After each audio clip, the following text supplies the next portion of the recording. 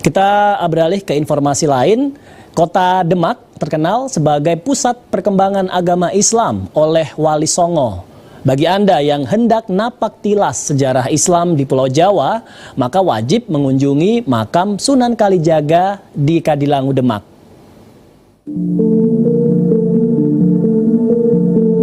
Indonesia adalah negara muslim terbesar di dunia.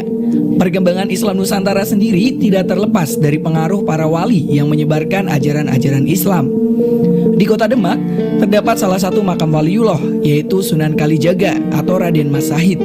Lokasinya berada di Kelurahan Kadilangu, sekitar 2 km dari pusat kota.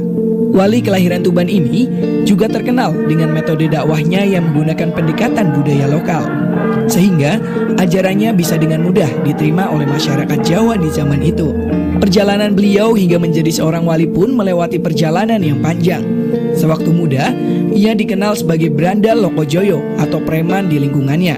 Meskipun begitu, hasil dari barang yang kerap ia rampas ini dibagikan kepada warga sekitar. Hal ini berangkat dari keresahannya melihat penderitaan masyarakat Tuban yang berbanding terbalik dengan keadaan di Kadipaten. Itu sejarah mudanya. Kemudian Brandal Lokojoyo ini bertemulah suatu waktu bertemu dengan Sunan Bonang. Nah, beliau merasa kagum, takjub, hormat kepada sosok beliau Sunan Bonang yang begitu berwibawa, begitu teduh pembawaannya. Akhirnya diangkatlah beliau ini menjadi guru Sunan Bonang, yang pada akhirnya membawa beliau kepada tingkatan kewalian tersebut. Pasca dibaiat menjadi wali, ia pun aktif berkelana ke berbagai wilayah untuk menyebarkan syiar Islam. Sunan Kalijaga juga berperan dalam pengembangan Kesultanan Bintoro Demak, hingga akhirnya dia diberikan tanah di kawasan Kadilangu dan tinggal di sana hingga akhir hayatnya. Ia meninggalkan berbagai ajaran dan nasihat yang masih relevan diikuti hingga sekarang. Misalnya adalah dasar pitutur dan juga molimo. Beliau meninggal dunia, wafat di sini, dimakamkan di sini oleh kerabatnya, oleh putra-putrinya dan para santri-santrinya. Pada saat itu makam dulu itu ya tidak seperti ini ya. Makam dulu kami punya dokumentasi tahun 1910. Nah, nanti ada itu makamnya bentuknya seperti itu. Makam Sunan Kalijaga ini dikelola oleh Yayasan Sunan Kalijogo, berdiri di areal yang cukup luas dan terbagi atas beberapa areal. Di kawasan ini terdapat beberapa makam kerabat dan keturunannya yang lain.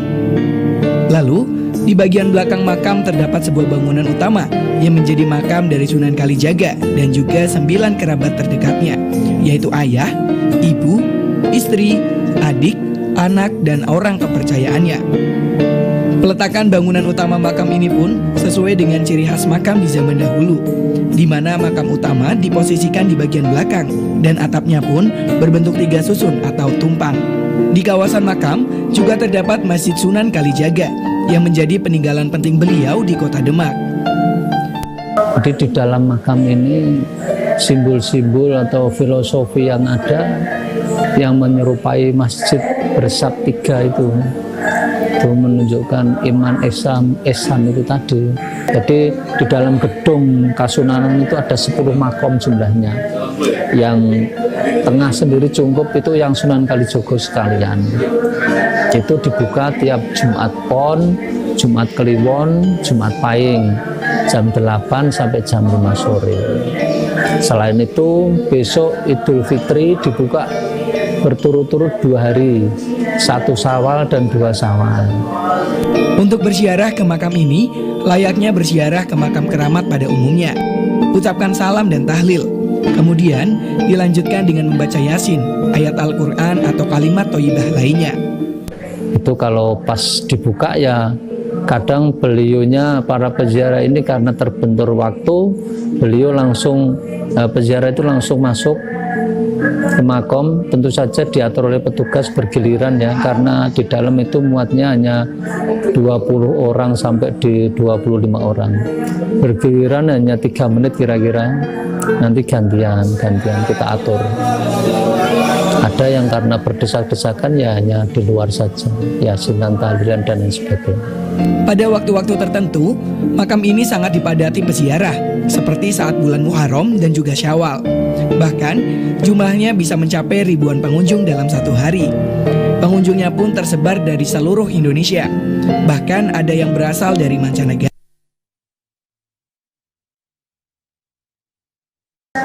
Keprihatinan kita karena sebetulnya tanah ini tanah perdikan, tanahnya ahli waris, tanahnya yang Sunan Kalijogo. Tetapi karena sudah didiami oleh penduduk-penduduk non waris dan pendatang baru yang jual belinya hanya di bawah tangan. Ini bagi kami ke dalam sih. Bagi masyarakat peziarah tentu saja kami tidak henti-hentinya memberikan warning, peringatan bahwa kita masuk di makom seorang waliullah, kekasih Allah. Itu tujuannya hanya berziarah mengingat kematian. Jangan meminta selain kepada Allah. Kemajuan Islam sampai sekarang tak bisa lepas dari peran Sunan Kalijaga di zaman dahulu. Penting pula untuk mengamalkan berbagai ajarannya yang masih cocok diterapkan di zaman sekarang. Dengan berziarah ke makam wali pula, kita bisa napak tilas sejarah Islam, merenungkan kehidupan, sekaligus mendoakan kebaikan untuk waliullah dan kerabatnya.